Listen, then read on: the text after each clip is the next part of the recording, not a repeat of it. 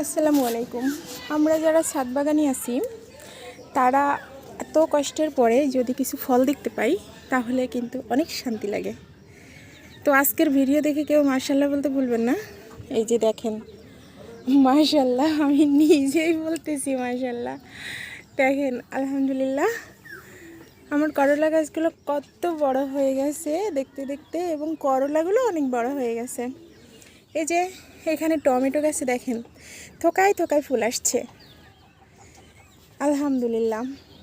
এই যে একটা সারপ্রাইজ দেখেন, আল্লাহ, আমি তো অবাক হয়ে যাচ্ছি যে এত ফল হতে হতে এত বড় হয়ে যাচ্ছে। তো দেখেন একেবারে ডগায় ডগায় করলা হয়েছে, মাশাআল্লাহ। আমি তো দেখে পুরাই অবাক। দেখেন দেখতে দেখতে কত বড় হয়ে গেছে। এত কষ্টের পরে যদি এরকম ফলন দেখা যায় তাহলে কার না ভালো লাগে বলেন তো।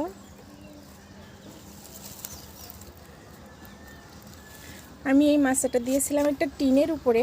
তো আমি লক্ষ্য করতেছিলাম যে টিনের উপরে দিলে মানে যখন প্রচণ্ড পরিমাণে রোদ হচ্ছে তখন গাছগুলো কেমন যেন নেতিয়ে পড়ছে। তারপরে আমি এই যে বাঁশের কুঞ্চি দিয়ে দিয়েছি নিচেই। আলহামদুলিল্লাহ, এখন গাছগুলো অনেক সুন্দর হেলদিভাবে বড় হচ্ছে। আপনাদেরকে আরও সারপ্রাইজ দেখাবো, চলেন দেখেন। আলহামদুলিল্লাহ, আলহামদুলিল্লাহ, আল্লাহর কাছে লাখো কোটি শুক্রিয়া। দেখেন থোকায় থোকায় ফুল আসছে আমার টমেটো গাছে। আমার এই বেগুন গাছগুলোর অবস্থা দেখেন সবাই, মাশাআল্লাহ। দেখেন কি পরিমাণ ফুল আসছে। আমার এই লেবু গাছটা অনেকের কাছে পরিচিত। তো সবাই দেখেন যে আমি এই গাছ থেকে লেবু পাড়ি, লেবু খাই। আসলে অনেকগুলা লেবু, দেখেন এক একটা থোকায় 5টা 6টা 7টা করে লেবু। দেখেন মাশাআল্লাহ, দেখেন এই থোকায় 6টা লেবু। আলহামদুলিল্লাহ বলবেন সবাই। দেখেন আমার স্বপ্ন পূরণ হয়ে গেছে, আমার কষ্ট সার্থক হয়ে গেছে।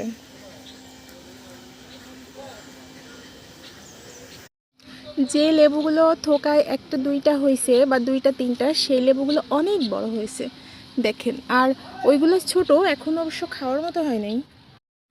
মাশাআল্লাহ, দেখেন এখানে আমার একটা বেগুন গাছ আছে। আমি প্রতিটা বেগুন গাছের গোড়া থেকে এভাবে সেটে ফেলে দেই ছোট ছোট যে ডালগুলো বের হয়, তারপরে বেগুন গাছের মাথাগুলো কেটে দিই। তার জন্য দেখেন কতগুলো ডাল বের হয়েছে। আমি এখান থেকে অবশ্য মাথা ভেঙে দিয়েছিলাম, তার জন্য এতগুলো ডাল হয়েছে। এটাকে প্রুনিং বলে। আবার 3G 4G কাটিংও বলতে পারেন। আমরা মানে 3G 4G কাটিং হলো আপনার 2বার 3বার করে কেটে দিলে 3G 4G কাটিং হয়ে যায়। এই যে দেখেন আমার একটা পেয়ারা গাছ কিছুদিন আগে এনে লাগিয়েছি, সপ্তাহখানেক আগে হবে। তো এই পেয়ারা গাছটা 1.5 ফুট উচ্চতা।